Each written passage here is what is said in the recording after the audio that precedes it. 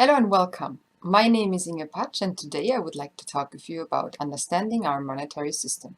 Today, the creation of money and debt, or why debt is not the same thing as debt. Let me start off with a story. A story of two farmers. Let's call them Malika and Susie. So Malika and Susie both are actually farming apples and they're processing it, and that's what their living is for. And let's say Malika had a good year, so she had a good harvest. She can look down on 9 pieces of apple, while unfortunately for Susie, the season didn't go so well, so she's ending up without a single apple. So she's reaching out to Malika and saying, hey, could you just help me out? I didn't have a single apple actually to process anything. Could I get some apples for you? Can you borrow me some apple? So they make a contract and Malika is giving to Susie 4 apples. And therefore, Malika receives a piece of paper saying, Susie owes me 4 apples. So we have created a debt here, so to say, no? And then the next year, Susie is supposed to pay back these 4 apples to Malika.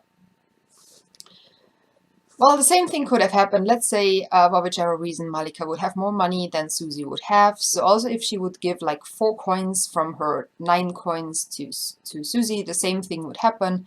And we would say, Susie owns to Malika 4 coins, and we again would call this a debt. But what happens now if Susie goes to the bank, and let's say the bank has 9 coins equally to the example as before, and would sign a contract saying, I would like to loan out some money. Apparently what happens here is that all of a sudden, rather than the 4 coins getting shifted from the bank to Susie's account, it is more that these 4 coins extra appear in the system. So coins which haven't been there before would all of a sudden be there. Still also we call this debt. So it is that when you pick up a loan in the bank, then actually money is created. That's the way how money gets created in our contemporary system at the moment. So we have this intrinsic connection between money and debt. And every money existing, or most of the money existing, to be very particular, every money existing on our bank accounts, for example, is actually a debt. So if you want to know more about this, Richard Werner has published a very interesting study here where he shows this empirically. The study has the name, Can Banks Individually Create Money Out of Nothing? The Theories and the Empirical Evidence, published in the International Review of Financial Analysis in 2014. So he shows very clearly what is also known broadly is that when private banks, where you go and you apply for a loan, when they provide you this loan, this is the moment where most of the money is created. And then in addition to this, apparently also in addition to the debt which you have to pay back, you also pay interest rates. This also in turn means, of course, when you would pay back the debt, money would disappear of the system. And what it means when money disappears from an economic system, what this means to the overall circulation of goods, and why money is essentially like blood to make sure that the goods circulate in an economy, we have learned in a different video. So just to clarify on a few details for just to be sure to be fact-based. Let's differentiate what are the different things. There is first of all currency. Currency is the thing we can hold in our hand. It's the coin, it's the paper piece of money. It's like the physical thing. It's part of what is called also M0 sometimes, even though this is not 100% technical description which is applied all over the world similarly, but it's created by the central bank, and the central bank is the one who can create money. So this is not the type of money I'm referring for before. This is physical currency. We have then also the monetary base, which is money in the control of the central bank, which is the currency, as I was just describing. So each coins and paper money out there, including the deposits of banks at the central bank. So this is money which private banks basically give to the central bank in order to increase their deposit. And then we have the amount of money called M1. This is all the currency which I was describing before, in particular banknotes and coins which are circulating among non-banks. So this is like if a bank holds a cash backup, this would not be counted in this. But then each currency which you and me have in our pocket, including plus overnight deposits. So this means our normal daily bank account, for example, which we can access immediately. This is also considered M1. And this is the amount of money what I was talking before about, where money is created, which I basically refer to. So depending on the country which we are in, the estimation is that between 80 and 95% of all money in existence is actually money which is M1 but not M0. So these are like the banking money, overnight deposits created through the loan process by banks. Just to give you some recent statistics on this, this is money I just fetched from the European Central Bank server.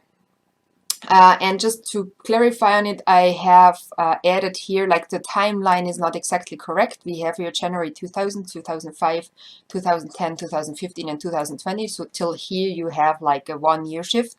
And then this is only like 10 months. I just wanted to highlight that here is basically a break. And then there is a different timeline just in order to be very transparent about my statistics. But I thought I want to just show you also the recent development, which within 9 months had almost a similar increase as before there was in 5 years. So let's have a look at the lines. So we have, for example, yellow is the currency in circulation. So this is like all the cash and all the coins and paper money which is circulating in the Eurozone. And then M1, the second line here is the monetary base. So the money base, which is including the deposits which banks have in the central bank. And then this here we see this is the amount of M1. And basically you can roughly say the difference between this M1 line and the yellow line, which is the currency, or the green line is the money which is created when money is created in form of when you give out a credit.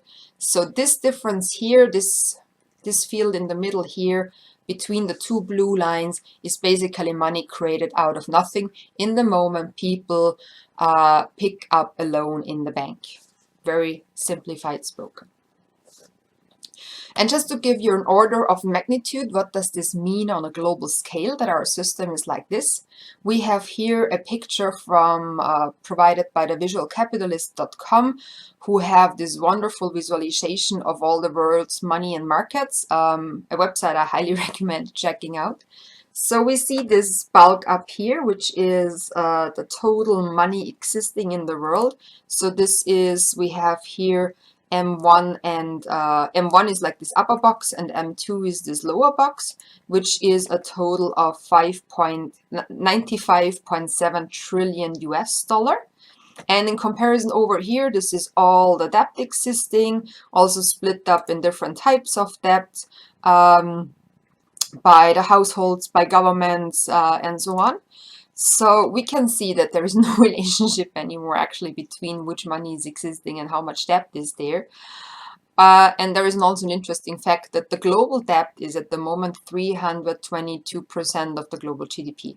So again, I would like to remind you what is called debt here has nothing to do with Malika borrowing an apple to Susie and getting this apple back next year, but it has to do with the fact that when money is created, this will also be a debt, and when money is paid back, when a debt is paid back, money will disappear from the system.